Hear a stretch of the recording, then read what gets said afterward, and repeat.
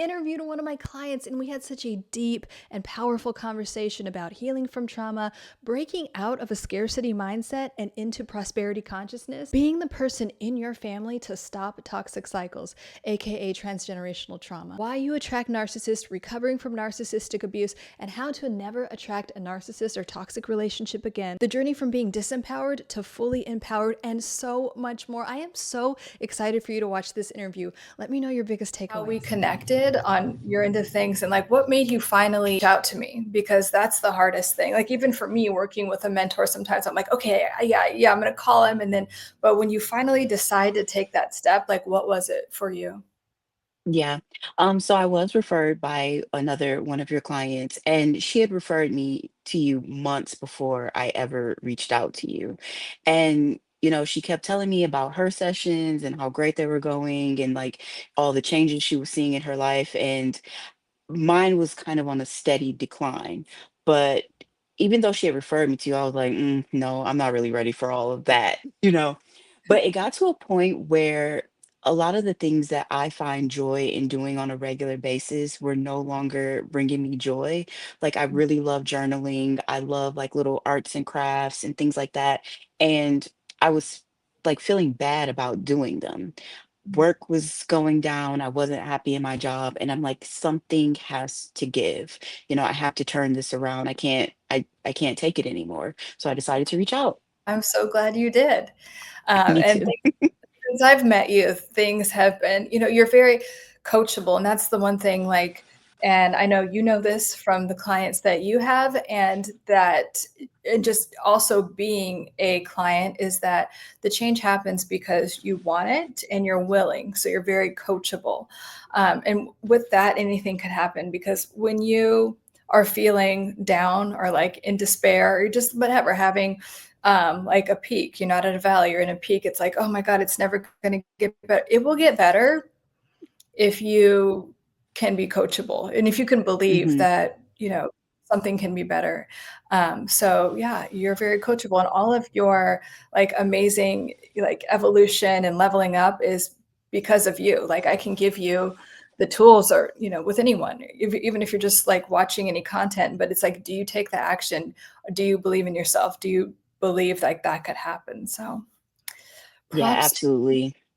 You have to be ready. And, all the months prior, when she kept saying, well, have you reached out to Lauren? Have you reached out to Lauren? But I wasn't ready, but once I was ready, I felt like it just immediately clicked, and I saw changes in myself immediately. And I'm like, okay, this is the right thing for me to be doing. So I want to do the work. And like, and yeah, you are very like committed. Um, And the thing that, like you said, like you want to be or you were ready, but like what about, because we've talked a lot about this, doing things when you don't feel ready or feel completely ready. What's your experience been with that? So I've found that if you feel like you're not ready, you really are. You know what I mean? There's something blocking you to make you think that you're not ready. We've identified the ones that like to prevent me from doing the things that I know I should be doing as Tiffany and Jessica. So we all have Mhm. like our inner Tiffany and Jessicas who will talk us out of those things. When I feel like I'm not ready, it's usually because I'm afraid that I know this is the right step and this is going to propel me forward and I am going to see changes. And sometimes that's a little bit scary when you're not used to seeing such positive changes happening in your life all the time. Yeah, that's a big thing. Can you speak more on that? Because I feel like people in general, and then, as a women's empowerment coach, it's kind of like, okay, well, I'm used to things being this way, or I'm used to things just being bad, or I've been told from family, whoever, that like this is all you get, or things can't be that good. Can you speak Mhm. more to that? Absolutely. I feel like, especially as women, we're conditioned to minimize ourselves, to shrink down, to highlight other people's successes or build them up or help them achieve the things that they want to achieve, but we don't pour into ourselves as much. For myself, I found that I'm not really afraid of failing. I was afraid of succeeding because I have suppressed myself so much and minimized myself for the sake of, this family member or that family member. And I wasn't comfortable shining or showing, my true potential, my good personality. I was afraid of being, I don't say great, like I'm just so fantastic, but I was afraid of being like a high achiever. Mhm. Yeah. And Hmm. then speak more to that, because like I got the chills when you were like, I'm afraid of success. And because so many people have, I think they're not even aware of that they're afraid of success and what that means. It's just like they immediately go to the numbing behavior, the procrastinating, the like binge eating or drinking, or I don't know, even just watching like crap TV. That like I'm a fan.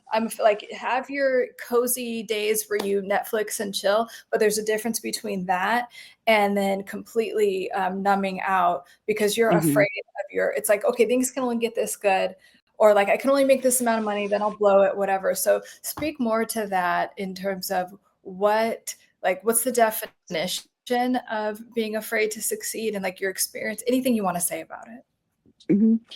So one thing I noticed about myself is if I felt like things were going to be too good or, I was actually going to achieve whatever thing I was working on, I would freeze, almost like I was paralyzed. Mhm. Because oftentimes in my personal experience, if I got too many good things, I would be waiting for the other shoe to drop. Like, okay, yes, these five good things happened to me. So what bad thing is going to happen? Or by me succeeding at this particular thing, who am I going to make feel bad because they don't succeed? So some of my closer relationships in my life, I was really worried about that. I didn't want to have my star shine too brightly because I didn't want to dim theirs. So oftentimes I would just not do a thing, like, okay, yes, I would be great at being a women's empowerment coach. So I'm not going to do it because I don't want someone else to feel bad about the things that they didn't go after in their lives. But I realized that oftentimes by me doing the thing that I wanted to do or that I knew I would be good at or succeed at, it would often trickle on to other people and they would improve in various areas in their lives as well. So maybe I wasn't directly working with them or having conversations with them about these things, but my own example was impacting their lives as well, which motivated me to want to keep going.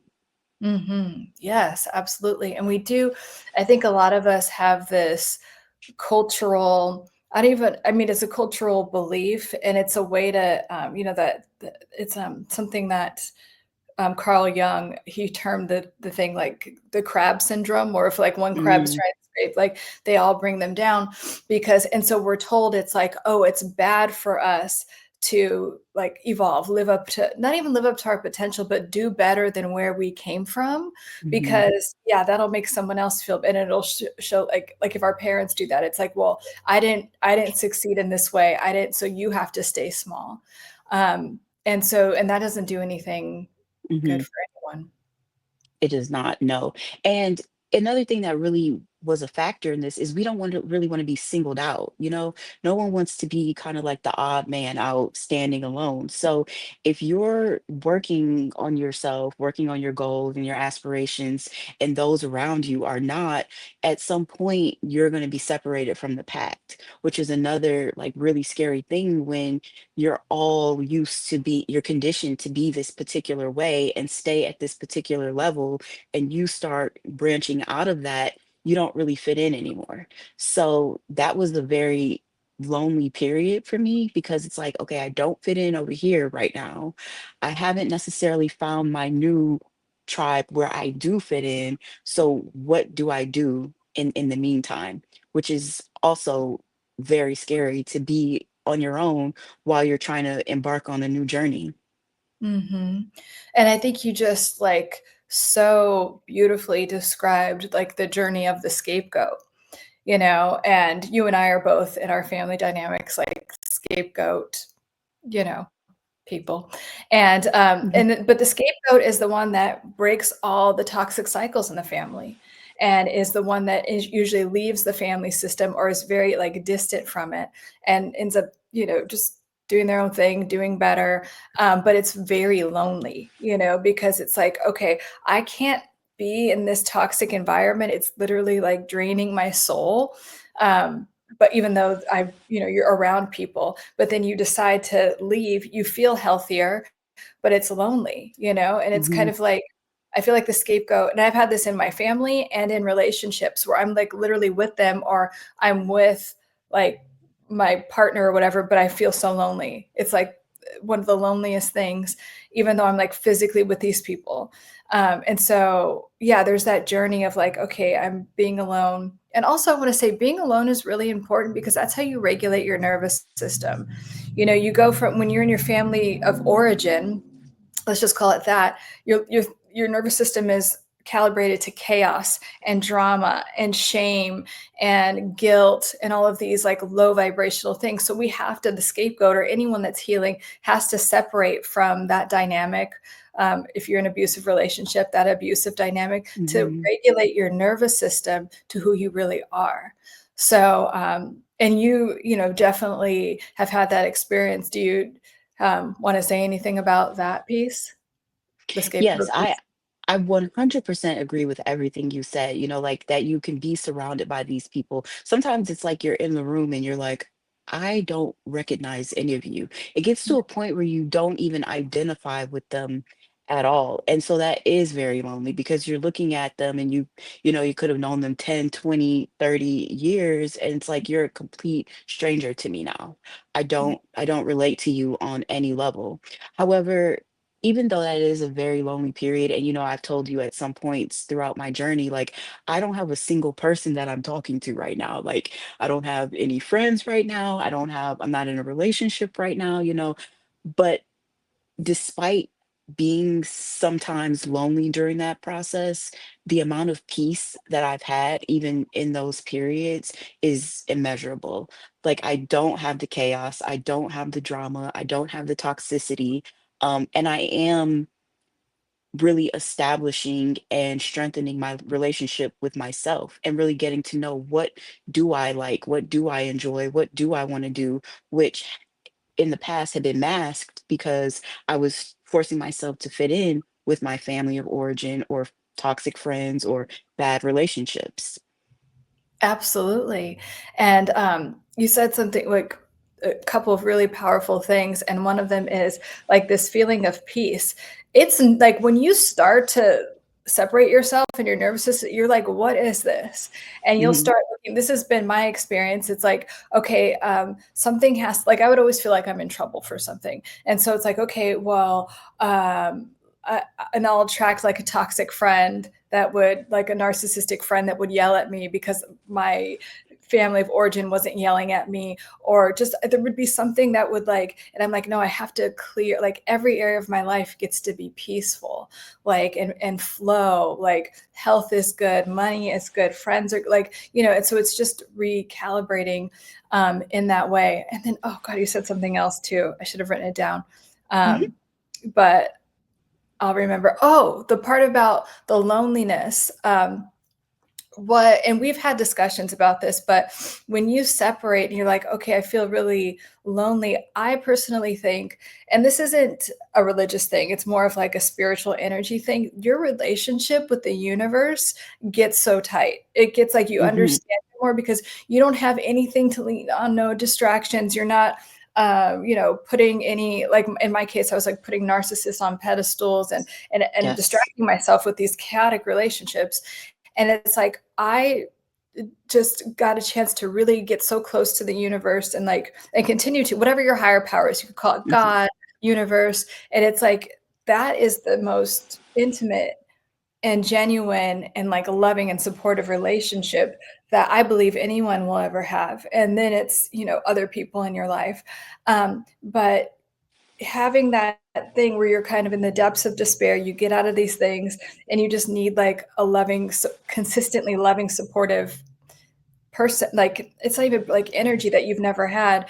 Um, is that was part of the journey for me, is like understanding how much the universe, God, like loves and supports me. no matter For what. sure. Absolutely. And that was a big thing that was happening to me. It was like the more I was pouring into myself, the more I was being committed to like my journaling and releasing my feelings and allowing myself to feel those feelings and asking, that higher power, the universe, God, whatever, like to give me a sign, give me an answer. And I would tell you so many times, like the second we hung up, I would see a post or I would see something on TV, like immediately that touched on exactly what we just talked about. And it would be like, okay, that's my answer to like keep going, keep pushing ahead. And I am doing the best thing for myself right now. Yes, and then yeah, I mean, more than most, like, clients I've worked with, I mean, you would literally it would be like post I'm like, I'm getting something from I just can feel it. And it would be like just what we talked about. And you would get some type of thing from social media. And it was like literally verbatim, like Hmm. eerily like and it means like yes, it's just the universe being like, yes, what you and Lauren talked about, go do that. Or go, you know what I mean? Hmm. And so you and then, uh, our next phase, what we've also been talking a lot about is like, okay, you're getting the signs, right? Ask, and it's not even just ask, like receive more from the universe. Okay, you're getting signs that you're going to be like super, whatever, wealthy, amazing, successful. Like ask for that and make it easy, right? Hmm. Like we were just talking about this with money. I'm like, why don't you just, you don't have to do anything to get money, just ask for it and like see how, make it fun, right? And then you had an experience like that, like Yes, yeah, recently. I ended up winning $250 off of TikTok.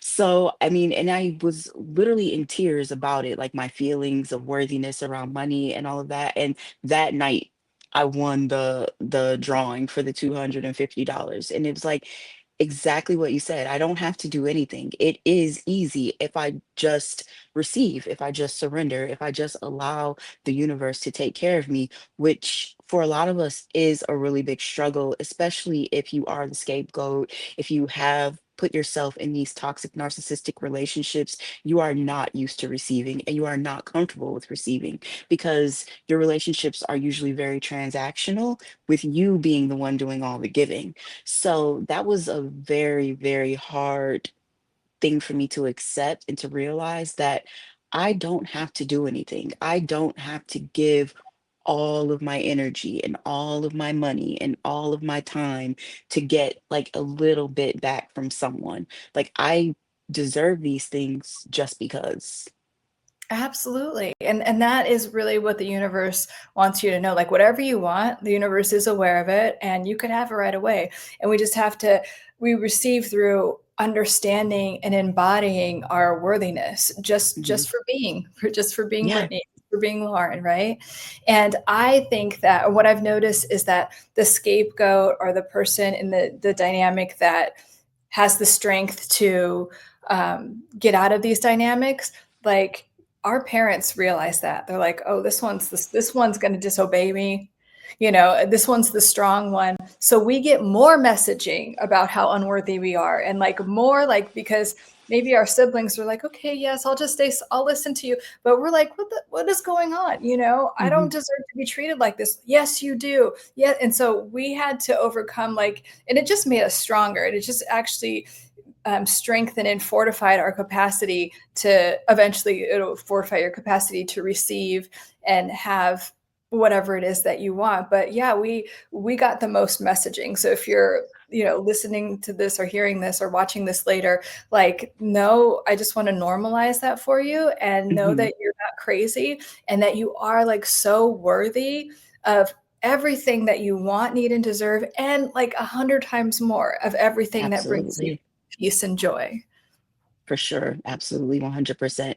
And again, that's why it was so important for me, I want to help all people, but especially, being a woman and dealing with this from the standpoint of being a woman, I'm Mhm. very passionate about helping women understand that because we pour so much into our mates, into our jobs, into our children, to the point that we have nothing left to give to ourselves. And while it is important to nurture those relationships, our relationships with ourselves is the most important one. Like they always say on airplanes or, in a crisis situation, put your oxygen mask on first. And we really do not do that. So we have to allow ourselves to receive, to replenish, to get back what we're giving out so that we can. I mean, for me, it is important to continue to help people. I want to do that. I enjoy doing that. But I realize that I can't only do that. You know what I mean? I have to Mm. take the time to do that for myself just as much, even more so that I'm Yeah. able to continue to do what I love. Absolutely. It needs to be a synergistic thing, and I think that's something that people that are in healing professions or that are, coaches or any type of thing where you're helping other people evolve, a lot of us come from trauma and like we want to teach other people how to do, or that was our calling. Like I believe that everything I went through is to be able to teach other people and like having the mastery of after that to teach other people to do it, but we have to pour into ourselves. And even my coach is like, no, you get to have that tenfold, like whatever you're Hmm. giving out, get that back tenfold, because it needs to have that synergy to it. And the same thing, I just really believe that a lot of women, and or if you're the feminine energy, I'll put it Hmm. that way, 'cause there's feminine, Hmm. masculine energy, no matter if you're gay, straight, um, or in a heterosexual couple, sometimes the man is like the more feminine, nurture in that way. But what I'm saying is that it's a lot, and that we're brainwashed to think that like you just get to do these things, all these things, and you should be selfless, and like you even get, especially in the past, it was like you would be praised for, oh my God, she just does so Hmm. much, she's so selfless, and then it eventually like really wears you down. And people, they've connected breast cancer to Hmm. that mentality of just giving, right? Because breast is like about nurturing, and if like you're only doing that,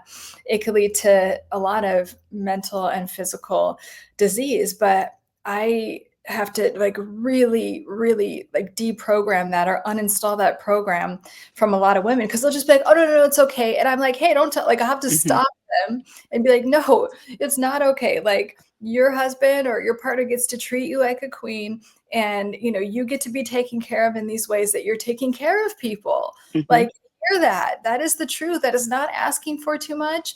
And I don't care if you have like 18 kids or one, or not, like whomever is in your life, especially like the masculine energy, gets to provide and protect and like take care of you in those ways, in the same ways that you are giving like your feminine energy and taking care of people. Yeah. Absolutely. Like there's no badge of honor in just depleting yourself Mhm. for the sake of anything really. Mhm. And I've noticed that when we do that, because I was very guilty of doing that in most of my previous relationships, is neither partner is happy. Like the masculine is not happy with you just giving and doing and really putting yourself in that masculine position, because I do have more of the feminine energy. Like it's not the natural dynamic there. Mhm. So that's when you get more of the toxicity, more of the problems, because neither one of you is in your designed role.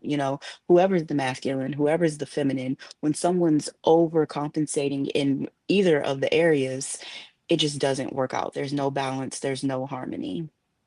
No, and like, like you were saying, doing too much doing and giving, those are masculine things. Like the masculine is dynamic, and and testosterone makes you want to do that. It makes you want to be dynamic and give and provide and protect. And so even if it's like, a dusty narcissist who will pull for you to be in your masculine because they hate themselves so much, they still resent you for it.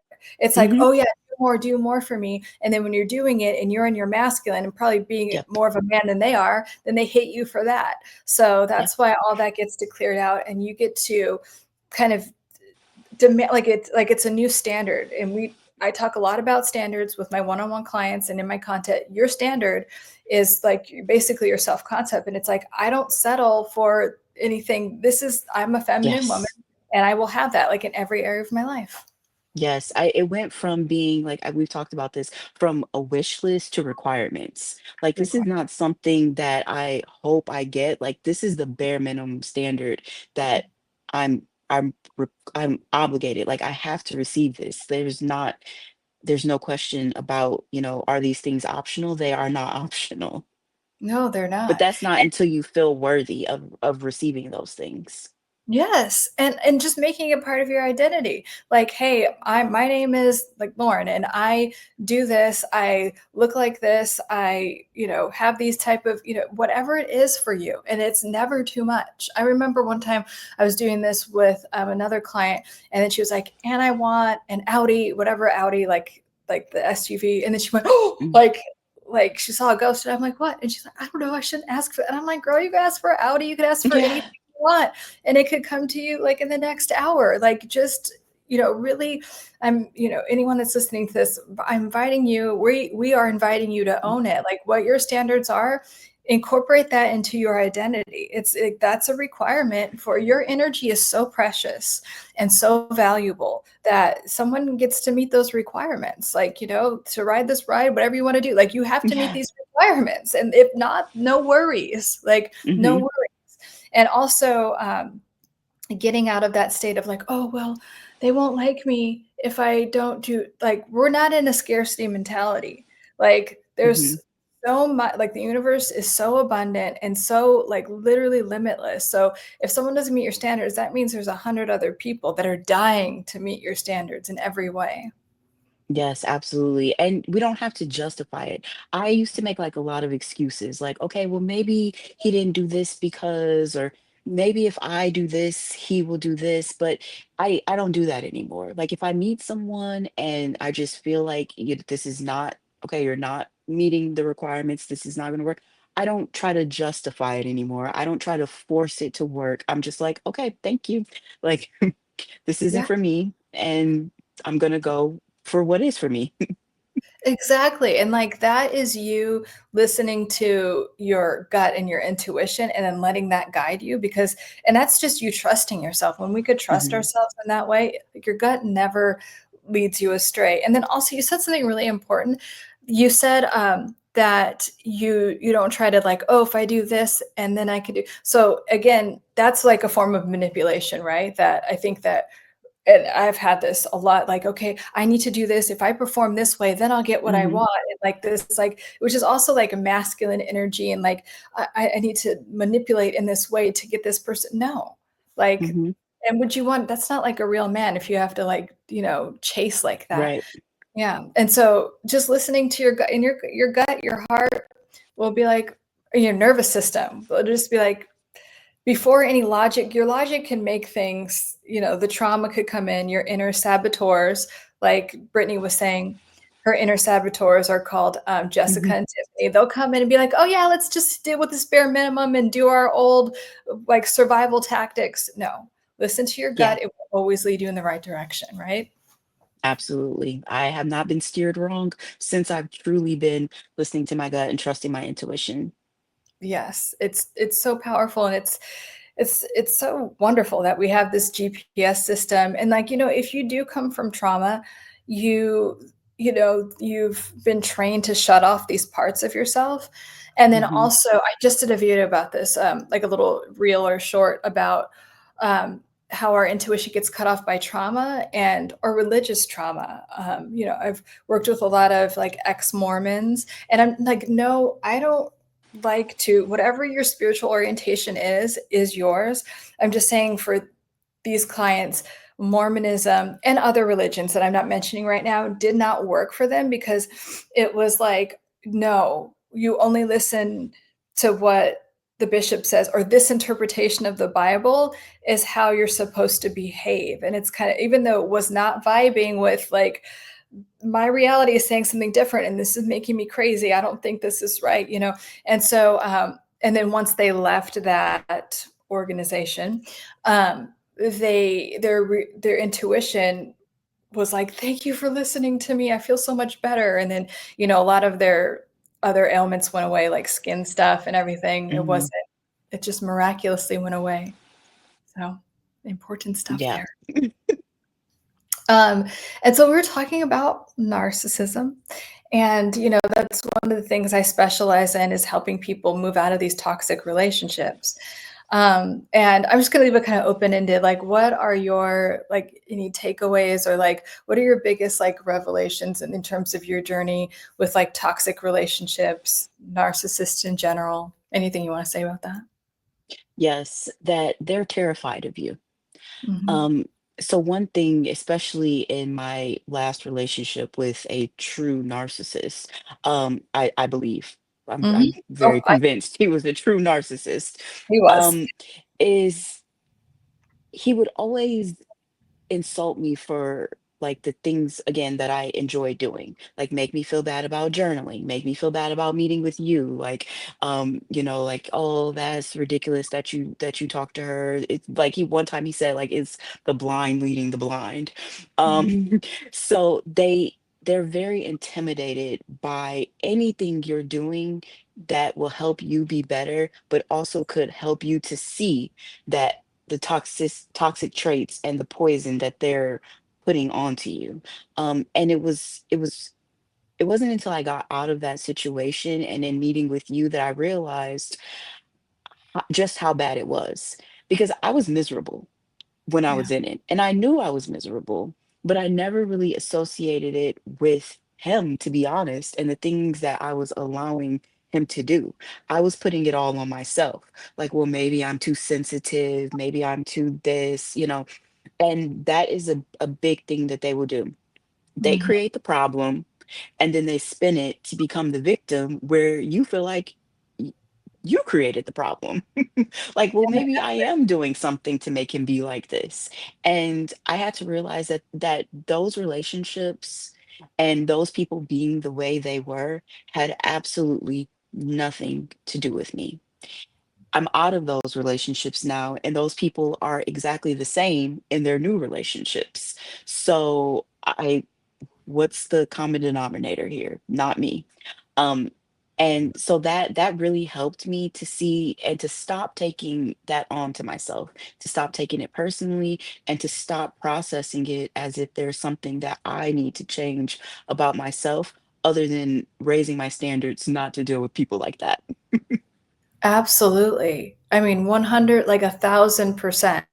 And like you said, a dynamic or a cycle that is really important to emphasize is that after the love bombing phase, which drew you in, you felt that unmet need of like, oh my God, someone sees me and loves me, even though it wasn't real, because it never is with narcissists. But you got that high that you kept chasing from a narcissist. I've been there several times, many times, and and then afterwards they go into the devaluing, and then when you're like, hey, it's like the gaslighting, and then they do this thing, they gaslight you so much that you start, like you just said, you think it's your fault, and then you start gaslighting, and then you devalue yourself. So Hmm. like you allowed a program to be installed where they're devaluing you. So even if, and this is my biggest thing when I help someone get out of a narcissistic or toxic relationship, or they haven't been in a relationship for a while, but they haven't got rid of that program of like they're still gaslighting and devaluing themselves. So recognizing that, Hmm. and then also pouring into yourself. Like this is why I say the best and fastest way to get over a toxic relationship is to pour in yourself. And just like you said, that is why they will insult you and like insult me. Like I'm like, okay, well, and you could watch my social media like videos and know that like if you're a narcissist, you know I'm talking about you. And Hmm. so they don't like that. And so Hmm. the more you pour into yourself, the more you will be like, what am I doing here? And they don't want that. Yep. So that's what I'm saying. Please, like, if you are really wanting to recover from a narcissistic or any type of toxic relationship and never attract them again, continuously pour into yourself and the things that bring you joy and the things that like help like your soul, like you said, your soul feel good. And by bringing, and because people are like, okay, well, sitting on my couch and eating Doritos brings me joy. No, really doesn't.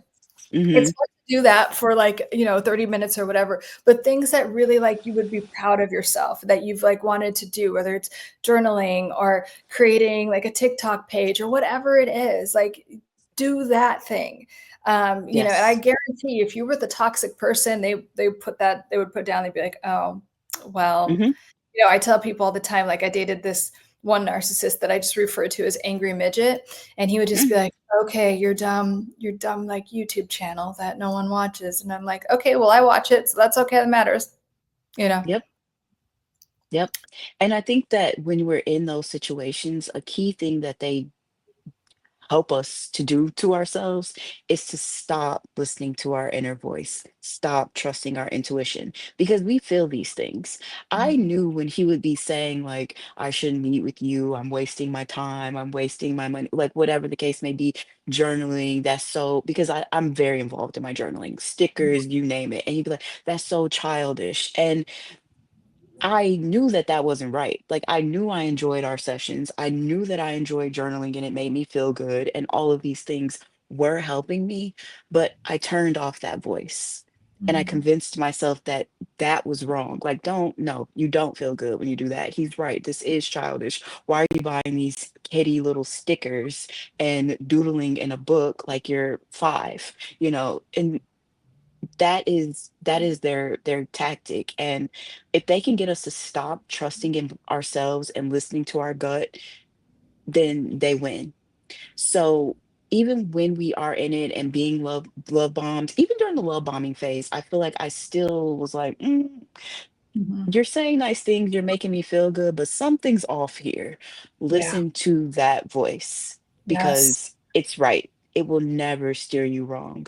And now that I know that, I truly believe that, and I know, like, I am my greatest guide. If I feel something, that's usually what it is. And I'm now feel comfortable and safe trusting that voice. That is a key thing that I've done for myself to keep me away from narcissists, whether it was a romantic relationship, a friend, even, some of my relatives, same thing. Go with your gut. Absolutely. And don't lower those standards that you created Mhm. that are part of your identity. What's your experience been? Let me ask you what your experience has been with overt narcissist versus the covert narcissist. So the ones that Oh, yes. take a deep breath. So the overt narcissist, I mean, it's very clear. There was so much drama and so many problems. And I mean, it was abundantly clear this relationship is not good. Like, they really didn't have anything positive going for themselves. And anything that happened, it was always someone else's fault. Their mother's fault, my fault, their father's fault, whoever, work's fault. Nothing was ever, they were always the victim of something. Um, and that was very clear to see. It was like, I don't like this. I don't like you, and I don't like this relationship. Um, but the covert narcissist, that was a shocker for me because it came from what I thought was a much healthier place, a much more genuine place. I remember this one guy I was in particular. It was like this whole thing about honey buns. And now he got the honey buns, okay? He was talking about the honey buns for weeks because he lived in another city and they had like this particular honey bun that he liked. So I had gone to visit him and he got one. And then he's telling me, like, well, you shouldn't be eating honey buns. And are you going to eat the whole honey bun? And I'm thinking, like, oh, yeah, he's right. Like, I shouldn't even eat this whole honey bun. Like, that's not good for me, whatever. I'm going to gain weight. And then as I was processing it and thinking about it later after I stopped talking to him, that honey bun was never about me eating the honey bun. It was his own issue that he was projecting onto me about, some food and situations from when he was younger. Um, but it's much more discreet, it's much more concealed. You'll think that it's because they're usually coming from a good place, so you feel like they care about you. They're doing this for your best interest, and no, it really boils down to all being the same thing. Their agenda to keep you tied into their toxic cycle, to keep you from using your own thought and free will to do what they want you to do and be how they want you to be and feed what they need you to feed. Absolutely. And also covert narcissists, I mean, both overt and covert, like the relationships that they have are superficial. Because if anyone gets too close to them, their biggest fear is like no one can get too close to me because then they'll see who I truly am. And I hate myself, so they're gonna hate me. And I don't want to, terrified of that, like rejection and shame and guilt. Which is why they project shame and guilt on everyone. But the thing I've noticed with more covert, it's with both narcissists, but like covert narcissists, they like love like spiritual, not, I'm sorry, not spiritual. They love like one of their things that they use is like churches or religion, right? Because they could be perceived as this like wonderful person, and they could get how much supply can, I mean, it's just like they must be licking their chops, like all of this supply, which is people that will praise and adore them. You know, you get and you're just like, oh my God, they're a man of God and all of these things. And so, yeah, that's a video I want to do is about the spiritual narcissist, because it's like this Hmm. big facade. And then when they do mess up, some like, actually both of them do this. Like, let's say they're like a wife beater. Well, it says in the Bible to whatever, you know, the rod of like, I don't even like just misquoting the Bible, literally using the Bible to like support, or misquoting the Bible to support and excuse their behavior. So like, I just noticed that with covert narcissists is like the Hmm. religious thing. Do you have any thoughts about Yes, that? I agree because the two covert narcissists that I dated were both very religious, like extremely religious. And it was like the one guy, he's a deacon in the church and he's doing this and he's doing that. But I was thinking like every single thing about your life is the exact opposite of that. You're not a nice person. You're actually quite mean and nasty to people, all in the sake of you can do this because of the Bible or the church or this. And so you're right. Like now my overt narcissist, he wanted nothing to do with religion, and I'm not saying that that is always the case, but he did not. He's like, I'm not going to church. I'm not this. I'm not that. I don't want to be bothered. And the two covert narcissists were extremely religious.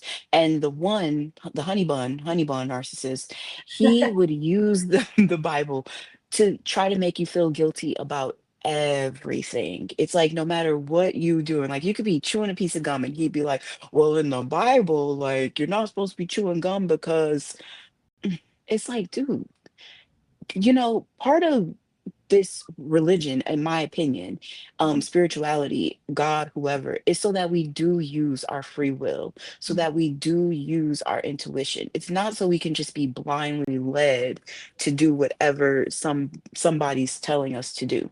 That was never, I don't think that was ever the intention. Like there are these guidelines in the Bible or the Quran or whatever book or institution you go to worship. There are mhm, these guidelines, yes, but your free will is always at the forefront of that.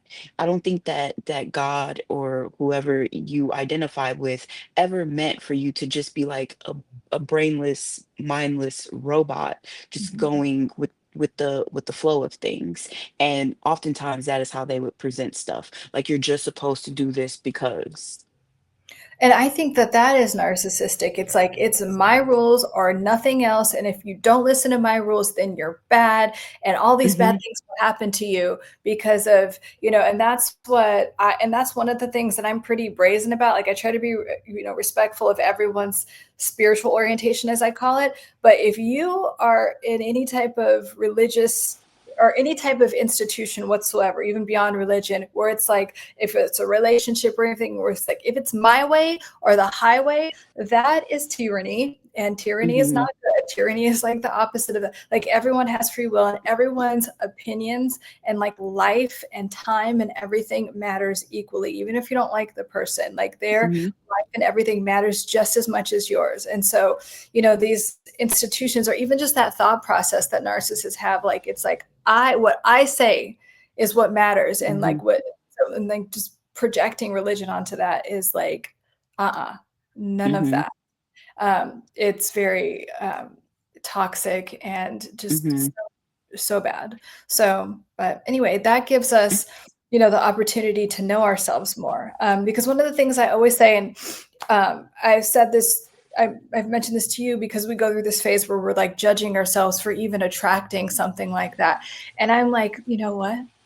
This narcissist, this toxic family, all whatever situation, and this, they are like the catalyst for you to become the highest and best Mhm, version of yourself. Because sometimes, like that slingshot moment, it's like, oh my God, what the hell am I doing here? And it's just like when you surrender and let go, it can like propel you into like the next where you maybe wouldn't have done it yourself. Like, oh, it's okay to be here. But in life works that way sometimes, like that crisis, that whatever. It's kind of like, okay, now I'm ready to just escalate to another level. And by like, again, like you just said, they're doing the same old stuff. And I'm over here like, and they don't like that either. But, they'll continue Yes. to put you down. I have, a narcissistic exes that, watch all my stuff and, they're just like obsessively, and they'll make fun of it or whatever. But, because they're just upset that I'm doing better without them. I mean, the narcissist does not like, and that's why I'm like, with anyone that's in my coaching programs or, like watches my content or is a one-on-one client, I'm like, let's thrive. I want to get you thriving continuously because that is the point of all of these, whatever, like little gremlins being in your life. It's for you to level the fuck up. Yes, you're so right about that. And that was, I feel like, a key turning point in our sessions together because I remember, like I said, at that point, I was very unhappy in my job. I, was very, very unhappy in my relationship. And I just was still pushing. I'm like, you know what? I was getting out of that relationship. I had actually gotten laid off from that job. And I remember writing down, like, this is how much money I'm going to make. This is what my boss will be like. And even though I was at like my low point, you could say, but I was really in that slingshot because Mhm. I was coming out of that and I had decided, as far as a relationship, no, this is done. I'm not dealing with this person anymore. I'm not dealing with people like this anymore. I'm not gonna, I mean, thankfully, my job let me go, which was honestly one of the best things that ever happened to me. But I said, I'm not going to be in this type of work situation anymore. And I wrote that note. I ended up folding it up and like tucking it under my mattress. Mhm. And this was, well, I've been at my current company for 3 years now. So this was at least 3 years ago. And Mhm. so I found it recently and I was just in shock. Like, I make that exact amount of money. Mhm. The relationship is done, nail in the coffin, signed, sealed, done, finito. Um, Everything, so it was like the slingshot. I was released from it and I was propelled to my next level, to a Mhm. point where when I was in it, I was doing it and I was manifesting it and I did believe it was going to come. I mean, I had my moments where it was hard to believe, but I did always deep down believe that it was going to come. So when I Mhm. found that note and saw like I accomplished every single thing that I said on that piece of paper, I Mhm. was just in awe of how far I've come on my journey and was really grateful, honestly, for all of those things that I endured. That relationship, that job, all of these things that helped propel me to the next level and helped me realize that there really is, no end to leveling up. You know what I mean? You reach this level, go even farther. Keep going. Like we're just touching the surface. Even when we Mhm. are at like the highest point we've ever been at, we're just touching Mhm. the surface because we can go even farther than that. So, and I would not have learned that without that relationship and those things that I have gone through. Oh yeah, 100%. And then that is the point of it. It's like once you reach a certain thing, and I'm so glad you had that note. Yeah, you actually never told me that. I'm so glad that you realized that. And that's why it's important to celebrate your wins constantly. First of all, if you do come from any type of trauma and you have attracted toxic relationships, you're probably someone that's really hard on yourself. And so every time even if it's like a little goal, even if it's like waking up early, even if it's like I didn't complain or I didn't obsess about this person, whatever it is, like celebrate that win. One, because whatever we give energy to, we get more of in our life. That thing expands. Mhm. Like literally anything we give energy, attention to is like life giving. So give energy to the things that are going right in your life and that you get to celebrate. Even if it's like, I didn't react the same to this, whatever, every single thing, every single like landmark, every little win, celebrate it and celebrate the big ones. And then you will continue to evolve, but it just makes it better if like every single thing you're like every day, morning and night, celebrate your wins. Yes, and you did always, and you, I mean, you always encourage me to do that.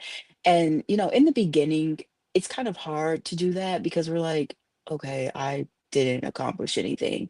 One of the things that I really struggled with is early on in my journey, it was like stress eating, emotional eating.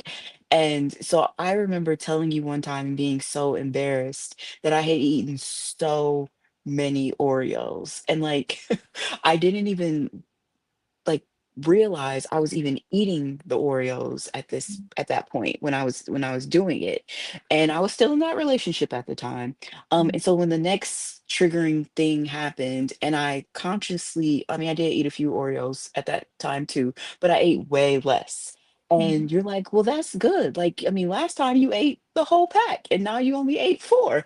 So you're like, you should be you should be proud of yourself and celebrate that. And I'm like, okay, that's ridiculous. Why would I celebrate that I'm still doing the same thing? But I'm like, I'm gonna trust Lauren. She knows what she's talking about. I know I'm gonna do it. Okay, so I'm gonna celebrate that I only ate four this time. And it got to a point where I was proud of myself for each little step that I took because there was a point where I wasn't taking any steps. You know what I mean? So now, even though in my mind, because like you said, we're trained to become very hard on ourselves, it's like, Mhm. okay, this is really insignificant, but it's not, you Mhm. know. And when our children, if you have children or whatever, you've seen children, you have nieces, nephews, friends with kids, whatever, the baby takes that first little teeny tiny step and everyone's happy, everyone's celebrating. It's the exact same thing with us. It doesn't matter how big or small the step is, the fact that we're taking a step should be celebrated.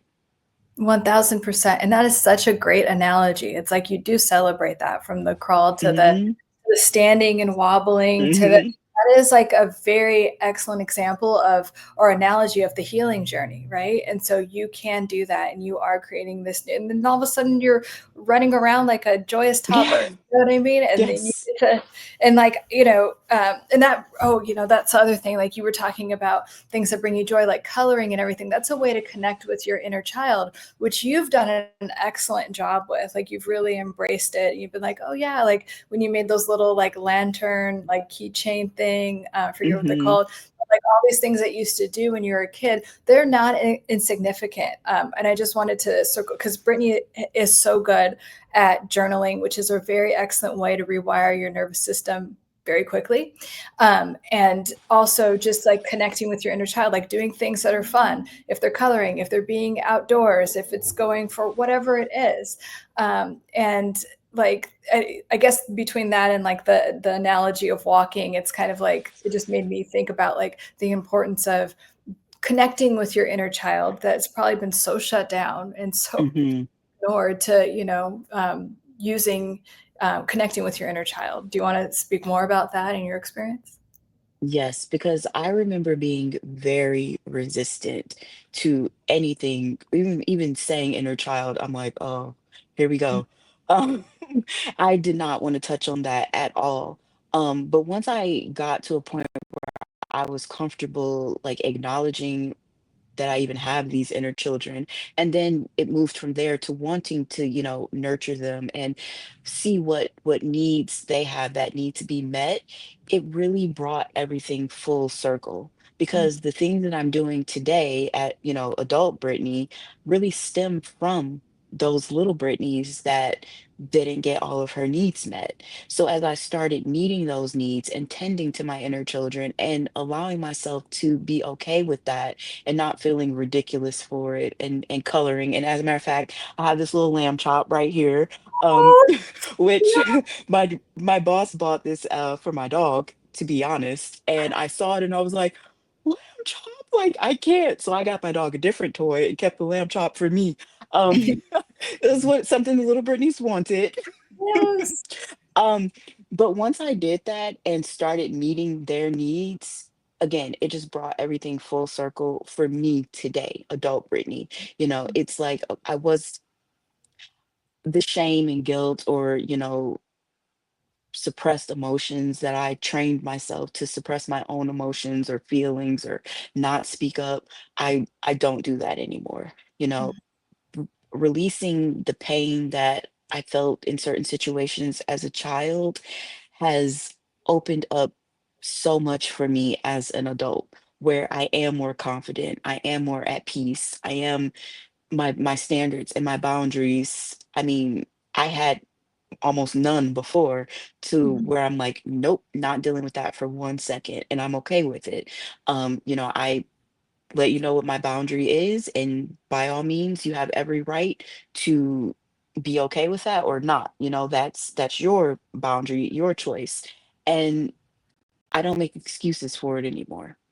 I realize that I do deserve the things that I want and the things that I require, and just like I wouldn't let anyone do things to my actual child, I don't let people do things to my inner children. You know what I mean? They matter just as much. I I allow myself to have those kitty moments, because sometimes we take things too seriously as adults, and life can be serious, life can be heavy. We're living in a very serious and heavy time right now, which for me has been a little bit triggering. So, doing something that I wasn't necessarily allowed to do, like I wasn't allowed to watch The Simpsons as a kid, or Sabrina the Teenage Witch as a kid, which I done recently. Mhm.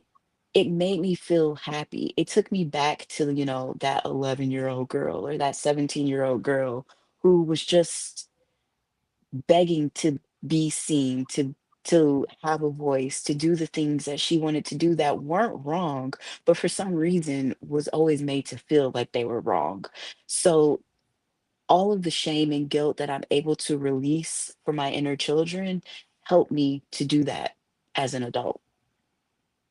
Oh, I love that. That's so beautifully put. And when Brittany was talking about like the little Britneys or they, so like it's in inner child work, or in psychology, it's called family systems sometimes, because it's like, okay, we have these the all the little different versions of you. So it could be like 6-year-old you and 10-year-old you and teenage you. And by the way, it could be you from a year ago as well. Mhm, Like your inner mhm, family is all in there. And so when you get triggered by something, like let's say you're in a relationship and you get triggered, the thing is to ask yourself, especially if you can't identify, or if it's like lingering and really like, it's kind of like, okay, which inner child is affected by this? Is it the 10-year-old that had to like shut down and not have her needs met? Is it the 8-year-old that was always scared?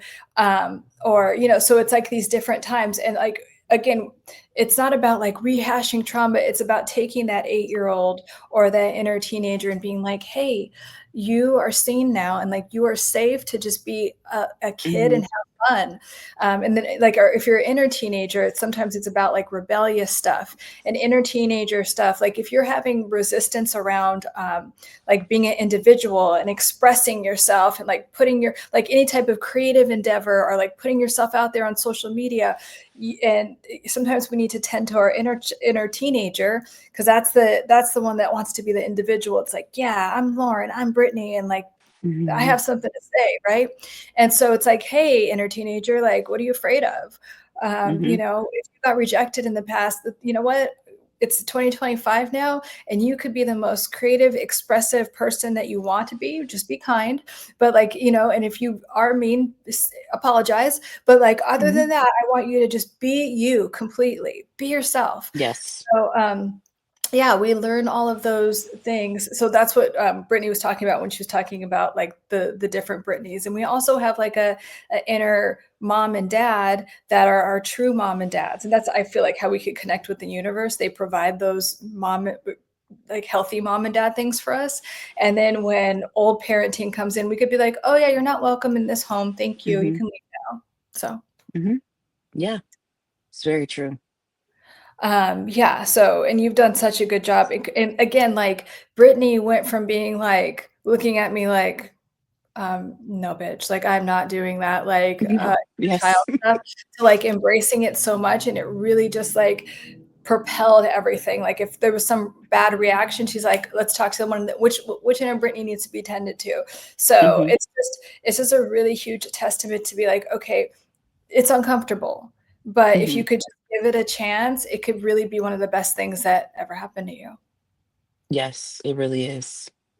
Yeah, and you've done such a good job of that. Let me see if I have any other questions. Let me see. What is this last thing I wrote? Because I wrote you these things. Okay, this is comfort zone stuff. Like, okay, Mm, so, well, this will be like the last question, unless it takes us somewhere else. But like, so with comfort zone, anyone that's in the personal development space, anyone that cares about, if you're in therapy, if you're watching my content or Brittany's, or like anytime you want to improve yourself, what goes along with that is being uncomfortable and pretty mhm, much being consistently uncomfortable. So, or what's called like a stretch, like getting like, okay, it would be a stretch for me. Like I just did a YouTube. I was telling myself I'm going to go live on YouTube, and and I just recorded a video about like how my whole thing. I'm like, okay, I'm going to do it by Friday. It's Friday night. It's 9 p.m. and I'm like, I'm doing it anyway, and I don't care if anyone. And maybe I think part of me was like, okay, no one will watch if it's at that time. But that's okay. But the thing is, I got it done. It was very uncomfortable for me, and that's my new area of growth is with social media and my professional space. And so we have to constantly be okay with being uncomfortable and having that be a sign that we're moving in the right direction. So, what has your experience been with like being outside of your comfort zone? And what's your new endeavor or way that you're outside of your comfort zone these days? mhm. So being outside of my comfort zone, I feel has kind of been the norm lately. Like I've been getting very uncomfortable with our sessions in a good way, like a good uncomfortable, which I know it's like, okay, these things are things I really do need to be doing and that are again propelling me to my next level. So just, one thing that I recently have struggled with is social media, especially in trying to further my business and establish my business and just broaden and create more content. I didn't even realize until our last session that I was uncomfortable even accepting people on my social media. Now, I knew I was not accepting people on my social media. And, I have like hundreds of people that try to follow me or whatever the case may be, or try to friend me on Facebook. And I'm just like, I just look at them and I leave them there until they cancel them. Or I mean, some of them have been sitting in there for years. And I knew logically, like, okay, yeah, I don't accept people. But I never realized the deeper reason why I wasn't accepting people, which was because I was uncomfortable being seen, like truly for Brittany, welcoming people into my world, my life, hearing what I really have to say. Like, yes, I can do this at work when I'm talking about, what I do for a living or fixing your situation at work, something like that. But when it pertained to me personally, I was very, very uncomfortable. Um, so recently you helped me to start accepting people and to have followers and to make my, first post and all of these things. And I mean, I was literally in tears over it, you know what I mean? But once I did it, it felt so good. And honestly, even when I was in the uncomfortable stage, it was very uncomfortable, again, to the point of tears, but still like the inner me who knows this is where I belong and what I should be doing. Yes, on the outside I was crying, but inside I was longing. So it's like you're uncomfortable, but you do want to do this. This does bring you joy. This does feel good. Um, and so when I took that first step, I mean, I felt amazing. You know what I mean? The uncomfortable feeling went away until I have to do the next part of it. And I'll be uncomfortable again, but I know it's gonna pay off. Yes, I love that. And then speaking of that, do you want to talk more? I'm just going to leave this open ended too, like about being a women's empowerment coach, what that means to you, and why it's so important to you. It's so important to me because first of all, like I am a woman, so I am speaking from my firsthand experience. You know what I mean? The things that I've actually gone through as a daughter, as a sister, as, a girlfriend. I haven't been married, but like, in relationships, as a mother, that for And in no way do I feel like you have to go through all of these things to be able to speak on them. I don't feel that way. Like I'm not the type of person like, oh, you don't have kids, you don't know anything about kids. I think that's absolutely ridiculous. But there is something to going through some of these things from this standpoint that it's like, okay, I've been there, girl. I know exactly how you feel. You know what I mean? Like I've been in that same type of relationship. I've gone through these same type of struggles with my daughter. And I truly feel like when you help a woman, you help the world. Because when we think about like our mothers or, the women in our lives, whether we had a good relationship or not so good relationship with them, it has made a huge impact on us today.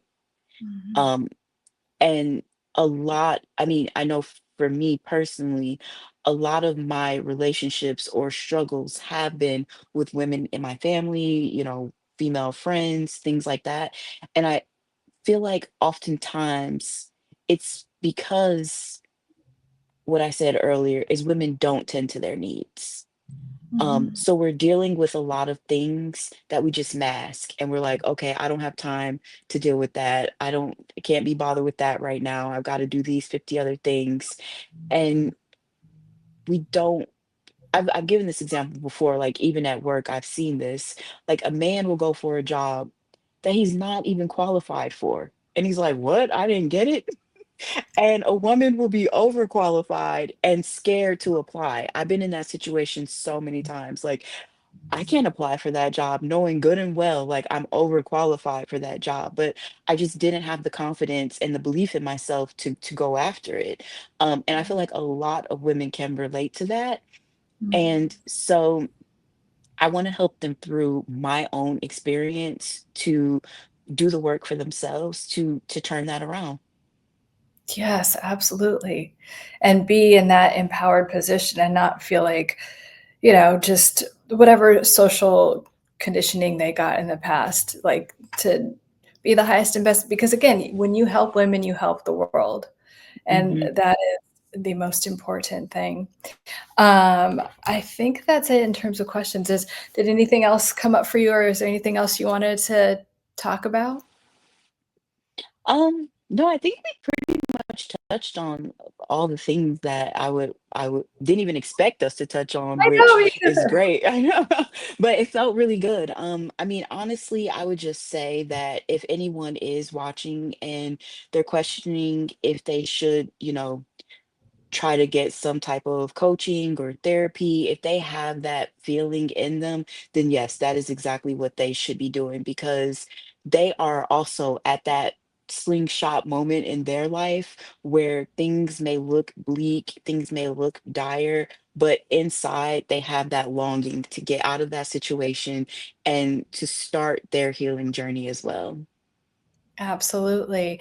And whatever platform you're watching this on, I will put Brittany's, social media handles in there so you could have even more followers and get out of your comfort zone more. Oh, see, there you go. You know how to make me uncomfortable in a good way.